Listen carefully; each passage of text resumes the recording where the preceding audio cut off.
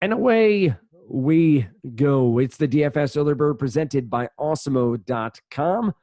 Also presented in part by Yahoo Sports. Check out their DFS offerings. Dan Strafford, Dave Lockren along with you on this Wednesday morning, getting ready for a 12-game main slate. We'll look at DK pricing as always, but we'll have an eye on FanDuel and Yahoo along the way. Dave, how the hell are you doing? Not bad, man. Not bad. Went out, got the tuxes fitted for the wedding, Went out with the groomsmen. My fiance's stepdad went out and got some dinner afterwards. It was nice. It was a good day.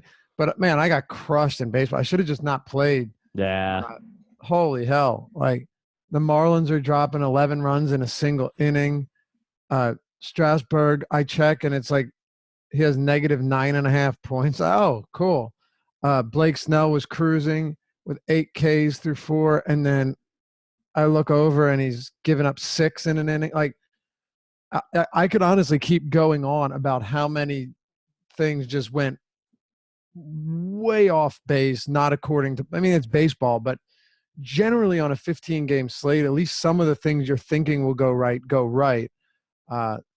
Marlins scoring that many runs is kind of just a testament to what type of day it was. It's one of those days where the Marlins put up 16 runs. So that's all you need to know about baseball in a nutshell. Yes, it's a small sample, but it is a very articulate sample in that when the worst team in baseball, I don't think many will disagree with me on that, hang a 16 spot on it's a crazy slate. That is for sure. Is that game over? Did the Brewers? No, it's top 9. Did the Brewers score yet? It's 16-0 going bottom 9 now. My God. Yep. So insert your Dolphins Packers, I guess, right? That's the closest team to Milwaukee. Yeah. So insert your joke about 2 touchdowns and a 2-point conversion for the Miami Dolphins over the Green Bay Packers here in the 16-0. And like you look at the stat line, it's not all that crazy. It's just Starlin Castro and Garrett Cooper getting the job done for the Marlins. 3 home runs for the Marlins, I think. Castro, Cooper, and Anderson, who's a pretty solid hitter, I must admit. Pedro Lopez, good enough, 7 Ks over 6 innings pitched, but thus is baseball. I luckily avoided every single landmine so far on this Tuesday night slate for as far as pitching is concerned. How? Who did you play? Who did you use? I used Eichhoff and I used Chase Anderson. Chase Anderson got rocked. He gave me 9 points. That's all I needed. He got rocked. That's all I needed. He went 4 innings, gave up 4 runs. He's 7,200. Don't act like you didn't step on that landmine. I was able to play Braves and Cubs and then had a little Pedro Severino as my catcher. I hear you. I'm just saying 9 from Anderson at 7,200 isn't exactly sterling. It's not sterling. It's more like an off silver, but it's fine. Everything's fine. It's fine. All right. I mean, hey, I played him too, but I was pretty disappointed with it. I agree. But nonetheless, we jump into this 12-game MLB slate on Wednesday night. There are a couple of early games, but again, not a full slate. So we'll dive into the full one. And DK's at it again. Prices are up for starting pitching, even further escalated, it would seem, than we've seen in the past, where you have Charlie Morton against Detroit at 11-6, James Paxton against Toronto at 11-3, Mike Minor, who I've loved this season. I loved coming into this season. And I get that Baltimore has had its warts, but Mike Minor sits at 10-8 in Globe Life. And then a guy named Chris Sale is 10-6 against Kansas City on the road in Kansas City. Herman Marquez at 10-3. So we have 5 pitchers above 10K, and then you get Peacock and Carrasco above 9K. I don't know that I can pull the trigger ever on Charlie Morton above 11K. I know it's situational. I know it's slate dependent, and I can't think that way, but I have a biases there. I'm a big James Paxton fan, but above 11K still doesn't sit quite right. Are you going anywhere other than Sale at 10-6? Am I missing something in the way this pricing is breaking down? Do you see someone else between Marquez, Sale, Minor, and Paxton and Morton that you want to roster, or sell the guy that stands out the most? Yeah, so the lowest total on this slate is Kansas City. A few teams don't have totals yet, so we'll see what happens when those are released. Now, obviously, Wrigley is one of those where you're not getting the totals, but wind's blowing in from left field, so you're not expecting high run totals. Who else do we not have? So yeah, we don't have Wrigley, and we don't have Philly and San Diego. I'll set them right now for you. Philly against Lucchesi, 3.9. Sounds right. They don't have they just hit their first extra base hit today, right? It's Kingery, an RBI double. First extra base hit in 6 games. Yeah. And you lose McCutchen, who is one of the best hitters on the team. He's been amazing this year Yep. at the leadoff spot. Yeah, Yep. a lot of runs, a lot of walks, Was leading Major League Baseball in walks and OPS. I want to say out of the leadoff spot. Yeah. Oh yeah. So I'll give him around 3.9 against Lucchesi. They were at like 3.5 against Paddock. So the other side of this one, San Diego against Arrieta. Dude, I'll probably give him 4, give him a slight favorite, 4.1. Yeah, I would say 4.2 is where I would go. Although Arrieta's been very good against righties this year. It's lefties that have given him the most issues, which is why, like, that matchup against the Dodgers the other day, you just knew that was gonna you knew that there were going to be some pretty ugly spots, and there were. Actually, you know what though? Let me just make sure here. I have the all day pulled up. I think that's an early game, the Philly game. Yeah, that's an early game. So, all right, we don't have to worry about that. All right, so at the top though, yeah, Chris Sale at that price point, it truly doesn't. It's there's nothing that makes sense about it whatsoever. Especially like if he was 10-6, but the most expensive pitcher, then all right. But he's 10-6 and he isn't the most expensive pitcher. He's not the second most expensive pitcher either, right? Like that's super. What is he? The fourth most expensive? Yeah. How do you make sense of that? I certainly can't. Here's what I'll tell you. I am a big fan of Charlie Morton. He's good, and I think I really like his stuff. He gets strikeouts. I mean, it's funny too because when you look at Morton, you think like, oh, he probably has decent enough stuff, but nothing great, right? No, you'd actually be wrong. His strikeout rate this season is very, very high. It's at 30.4%. So you have a lot of good pitchers on this slate. 30.4% ranks third behind only Paxton and Sale, and Paxton hasn't pitched as much. So, yeah, Morton's been really good, and I buy into it. But 11-6, just the only way you're going there is if you're trying to be totally different because it's Detroit. But I still think it's difficult to get there. And this is totally anecdotal, but doesn't it feel like the Tigers have been spoiling a lot of good pitching spots lately? Yep.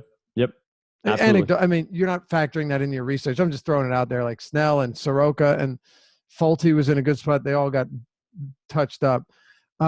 Paxton against Toronto. This is an interesting one to me because I love Paxton, but how many pitches can he throw? He returned on the 29th. He threw 66 pitches, 4 hitless innings, 7 Ks, because he's amazing. If we find out that he's got no limitations, well, then we can talk about it. But my guess is that he probably will have some limitations if he's only through 66. Let's say he's limited to 85. Right. 85 at 11-3 is pretty insane. Now, I paid for him at 10-7 last game, but that's because it was like a 2 or 3 game slate, and 70 pitches, 65 pitches from Paxton was better than 100 from literally any pitcher on the slate. Yep. This one's different. Now, we get to Mike Minor. Mike Minor's been very good, no question. 26.1% K rate this season.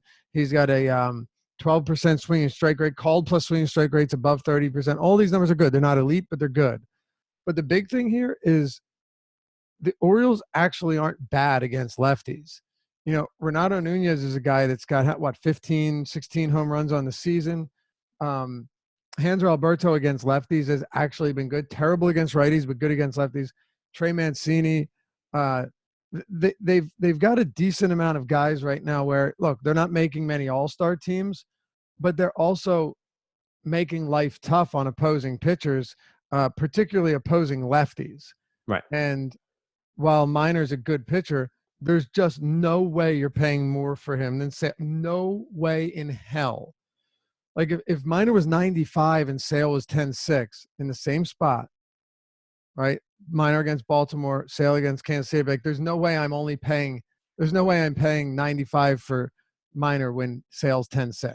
But Minor's more expensive than Sale. So yeah, you could see where the logic is there. Also, you look at Sale, some recent, underwhelming starts by his standards. 2 were against Houston. 1 was in New York against the Yankees. Even if it's a Houston team that isn't great, they still did not have many strikeouts, and he still had 15 strikeouts in 11 innings and then struck out 10 Yankees in 6 innings. He just gave up 4 runs. Yep. I mean, against Kansas City, they're far less imposing, way less threatening of a team. He doesn't allow a ton of stolen bases.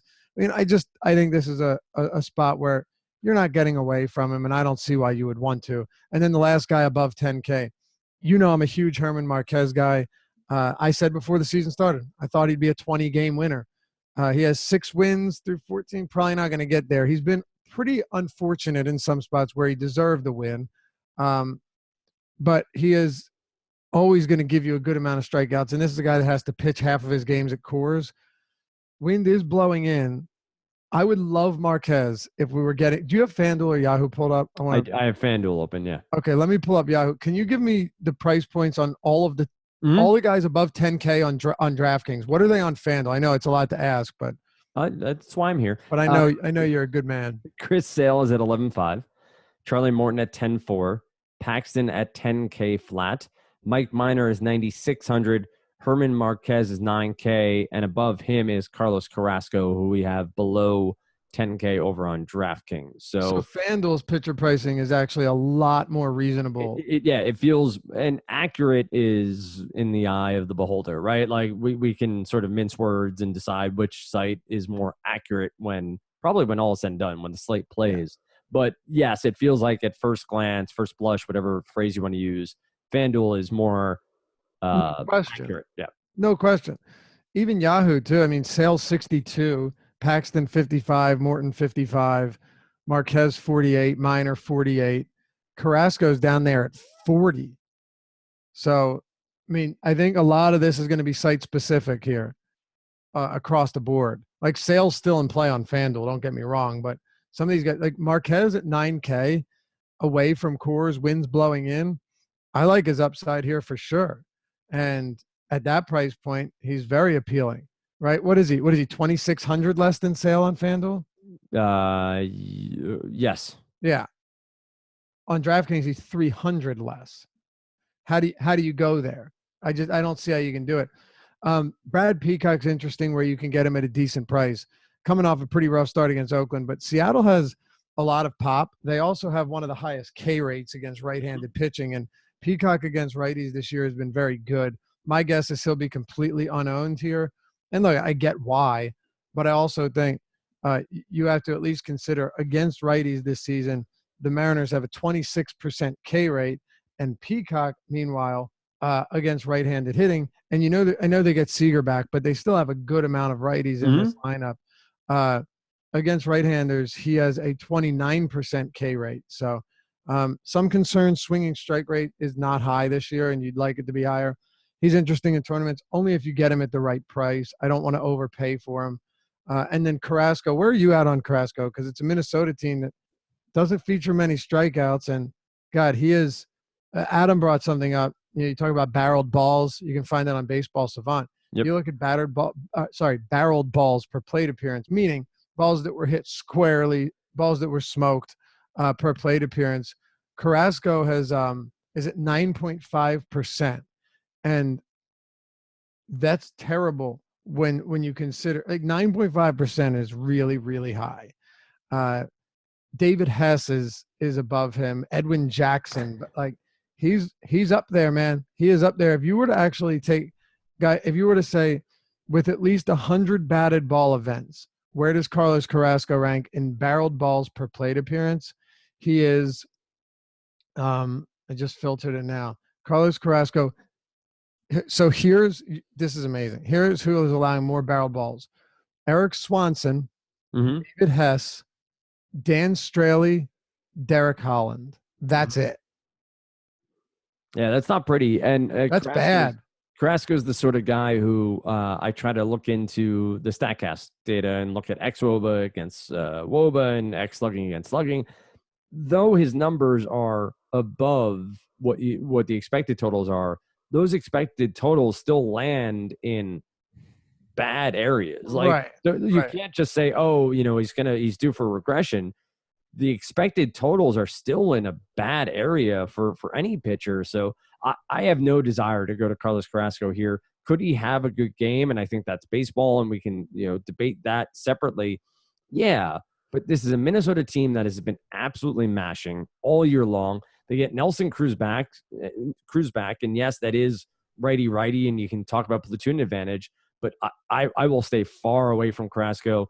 If I made multiple lineups, meaning 150, whatever max you're at, I'd have zero. I would honestly just zero out Carrasco, even at 9K. I have no desire to go anywhere near him in this matchup. Yeah, it's tough.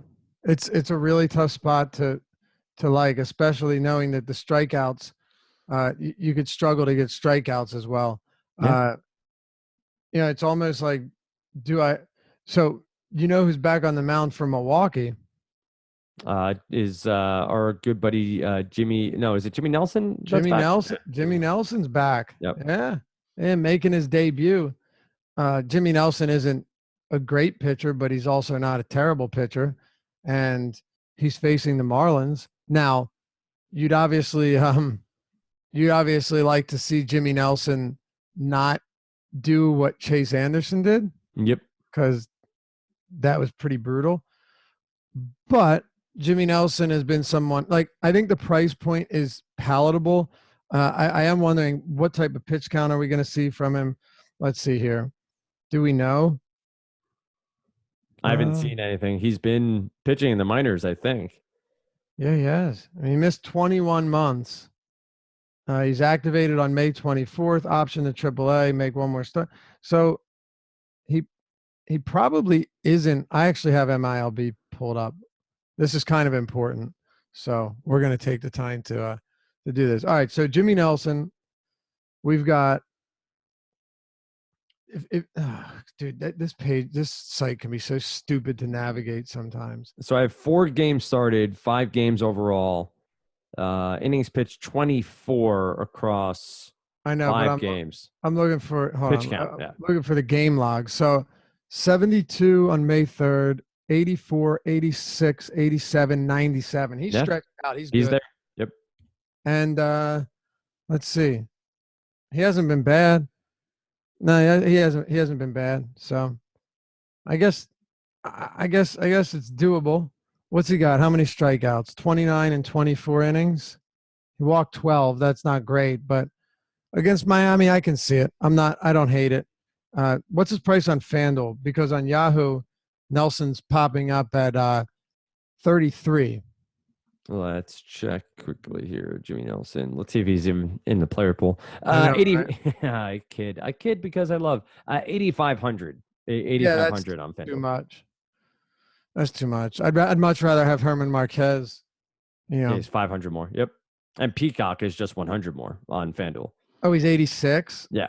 Oh, dude, I'll take Peacock all day in that spot for sure. Yep. I'm perfectly fine with that. Trent Thornton, I'm not going to. Jason Vargas is 7,200. I'll pass.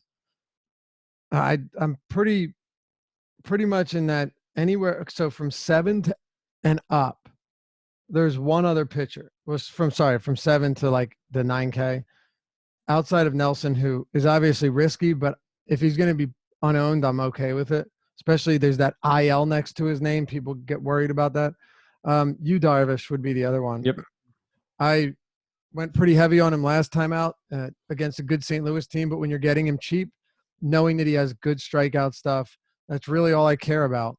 and against Colorado, much better matchup than we had against St. Louis. So why would I not run him out here? I mean, Darvish has a K rate this season that's sitting at 27%, right? He has great stuff. It's just the walk rate has been alarmingly high. Astronomical. Yeah. But a 13% swinging strike rate, you know that Darvish can get the job done. So at that price, I think it'll have some popularity because the totals will be very low because of the wind blowing in and Colorado strikes out. But at 7,100, you're going to have a hard time, finding or arguing against Darvish at the same price as cheaper than Jason Vargas.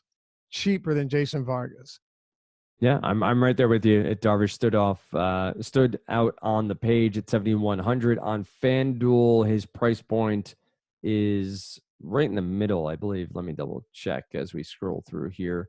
On Darvish, sale is at the top. Darvish sits at 8,200, just below Jimmy Nelson at 85, and just above Spencer Turnbull. If we get cheap here, Dave. Philly's pitching, God, they're just terrible. Your boy Eichhoff is getting blown up. Yeah, here. I know. That's I saw the currently winning decline quickly there as we were recording. But you get Junis and Magdin DeSclafani. No thanks. St. Louis doesn't strike out. There are two pitchers who I at least am intrigued by at their price points. Pittsburgh doesn't strike out a ton. Atlanta obviously has a ton of power bats, but Gausman and Musgrove, we've seen at least enough upside from them that I want to consider them here. I don't think I'll roster them, but I want to at least take a pause here and see your thoughts on them. Gausman is at 6,700. Joe Musgrove is at 5,600. He's your cheapest pitcher on this slate against the Atlanta Braves. I get it. Braves have tons of power from the left and from the right side. I'm not saying to roster him, but in this game itself, do you see any upside to Gausman or Musgrove? Or is this simply a slate where at first glance, as you get ready to write the deep dive, which is available Monday, Wednesday, Friday from Dave over at Osmo.com, it's behind the paywall. I'll give you more details on how to get behind the paywall momentarily. But are these guys that are going to be at least part of consideration, or do you stay away from them completely? So, first of all, I don't think DeSclafani is that crazy of an option at all. Mangden, no chance, not against LA. I'm not playing Junis against Boston, but the thing about DeSclafani that would have been more appealing is if most of the St. Louis team was healthy and you had 6 righties or 7 righties out there. I think you'll probably have 5 of them today.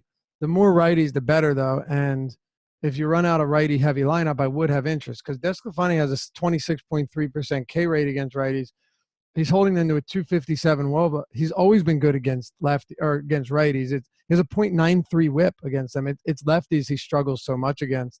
And you look at the numbers this season: 432 WOBA, 349 ISO, 3.2 home runs per 9, 182 WHIP. These are bad numbers against lefties. So if let's just say you only have 2 or 3 lefties, let's say that happens. I don't think it will. DeSclafani would actually be in play for me. Gausman here, I just don't see myself going there. You're gonna have a tough time getting strikeouts. His strikeout stuff has been, okay this season. But I just don't like this spot against Pittsburgh. In tournaments, I don't have an issue with it because he's 6,700, and you're getting a cheaper pitcher, so I'm fine with that.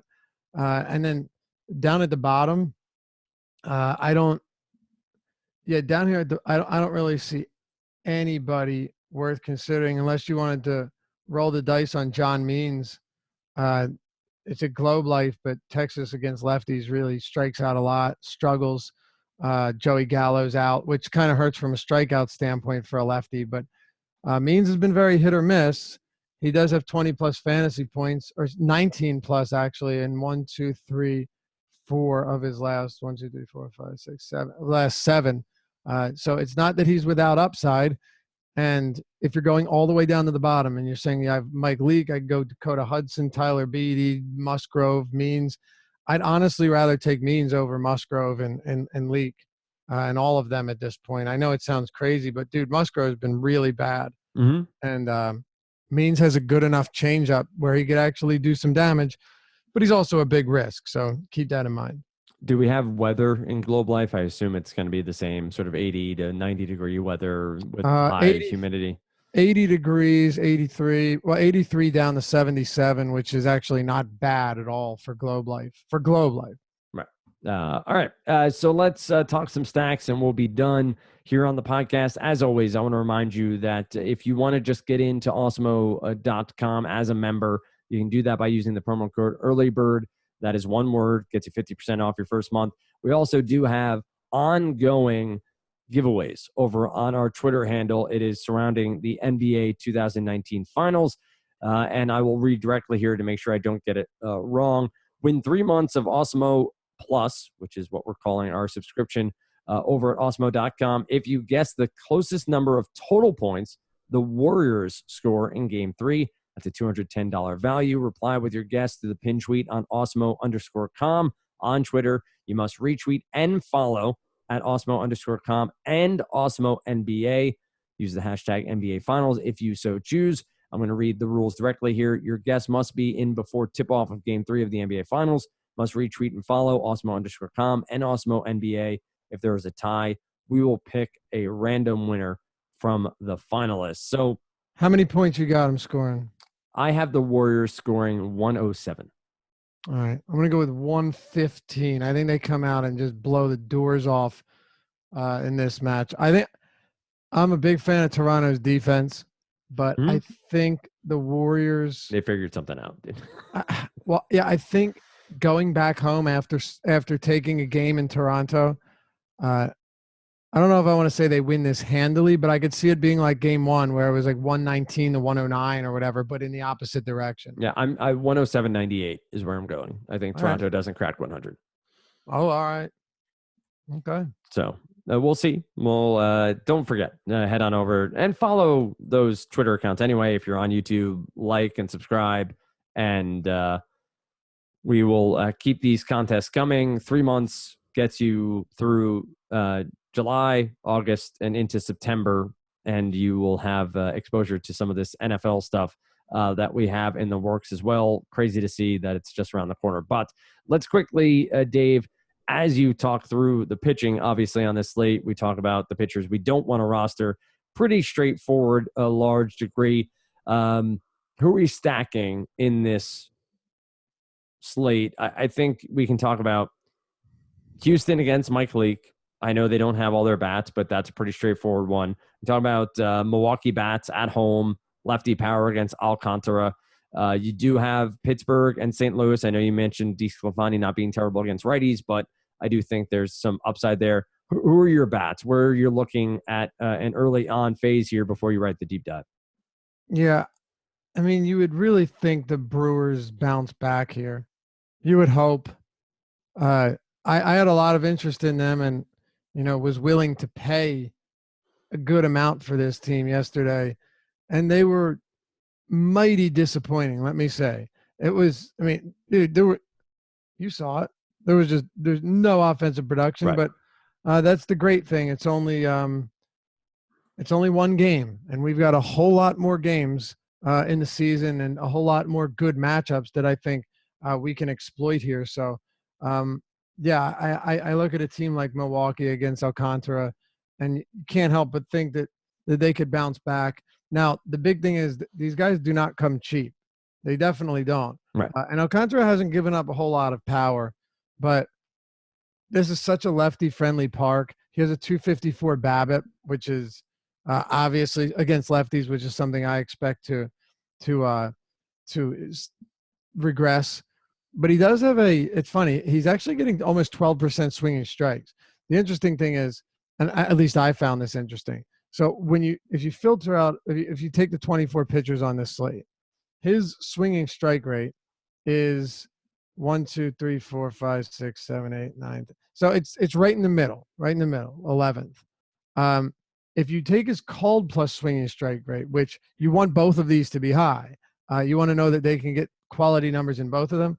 His called plus swinging strike rate is second worst only to Jason Vargas, which is, one of the reasons you look at a guy like Alcantara and you say, all right, well, he's missing a lot of bats, but he's only struck out 41 batters in 64 innings pitched.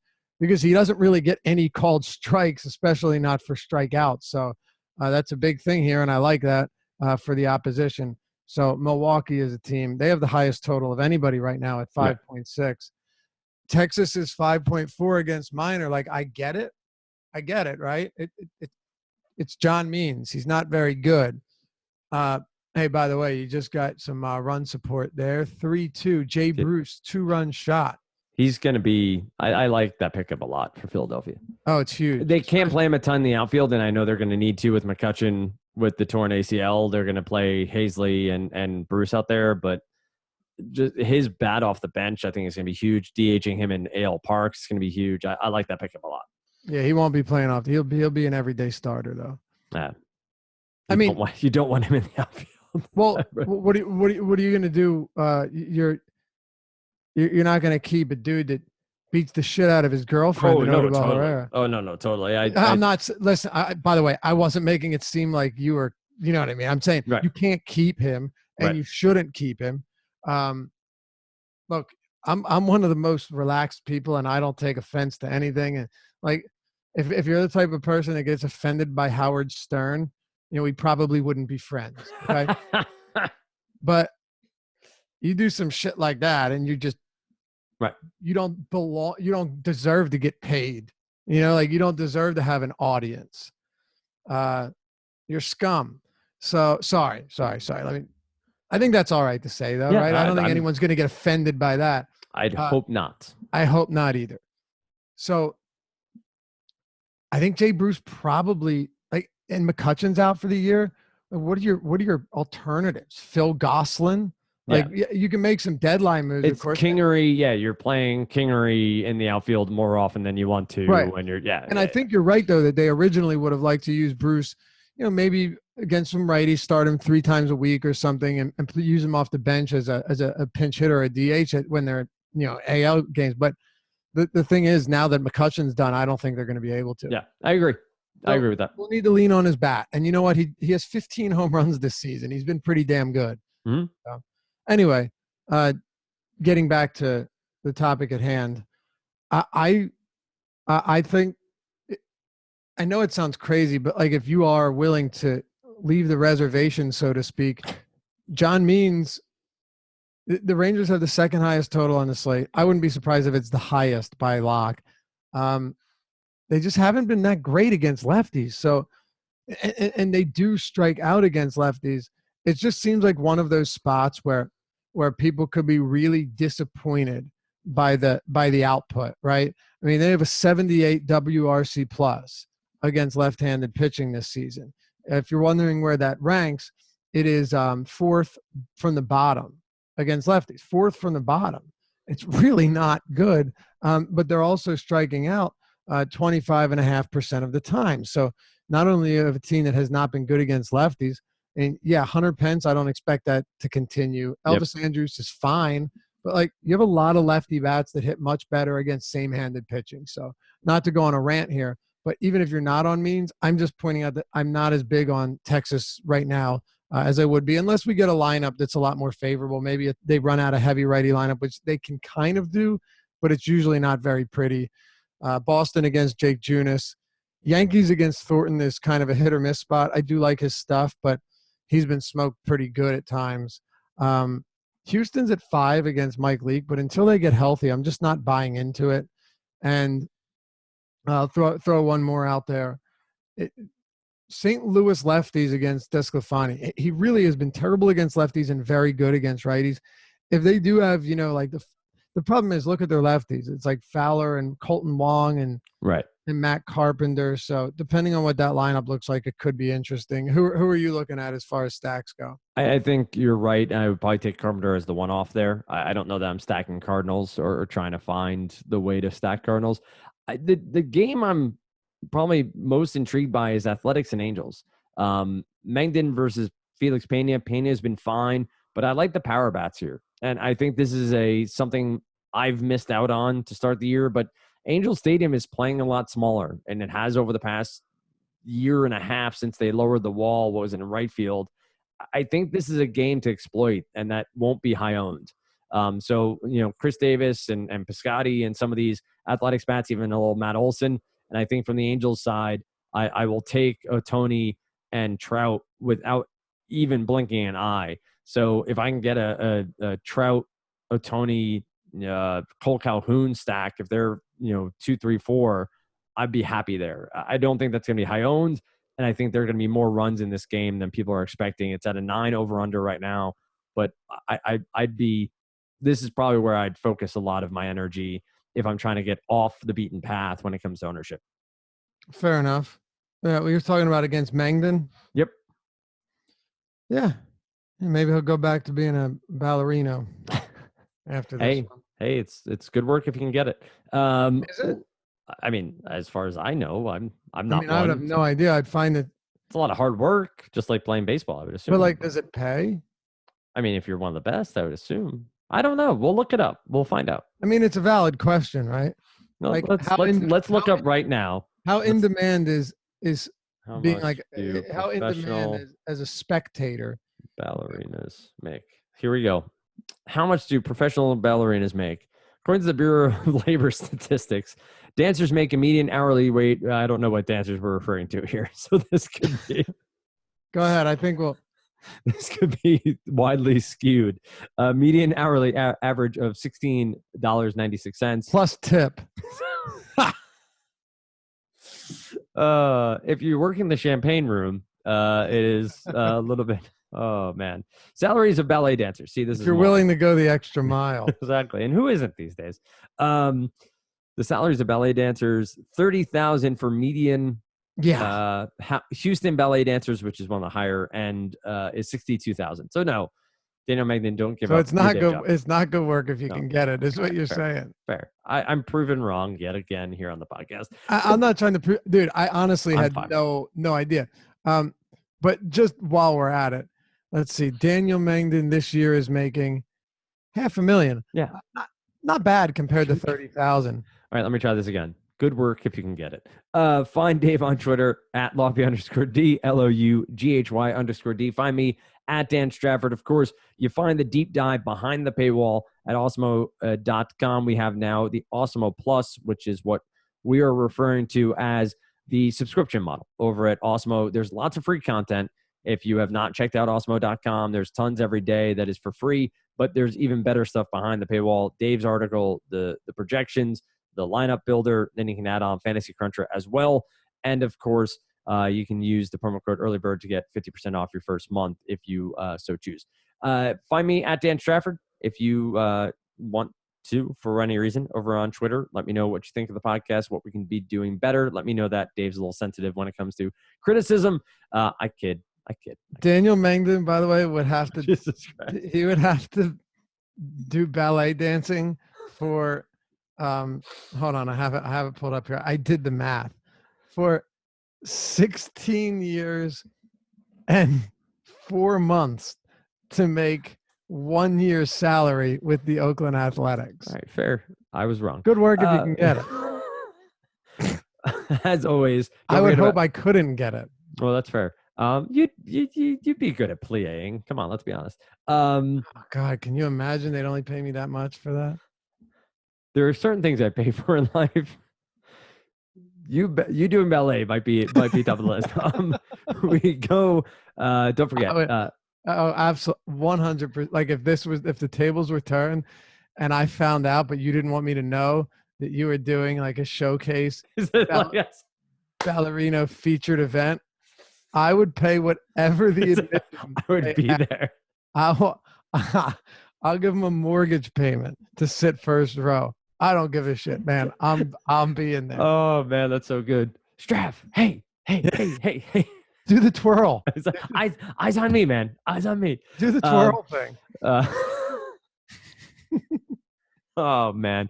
Don't forget we have that contest over on Twitter as well. So that's Awesemo_com. That can get you 3 free months of content if you correctly name the Warriors score for game number 3 of the NBA Finals. As always, Dave and I are here Monday, Wednesday, Friday. EMAC and Adam are Tuesday, Thursday, and Saturday on none other than the DFS Early Bird presented by Awesemo.com. You can name If you can give the name of the professional Rochester ballerina team, you win 2 free months of Awesemo Plus. What is it, Dan? The Rochester what? Rockets? I have no idea. Maybe next time. Have a good one, everyone. All right.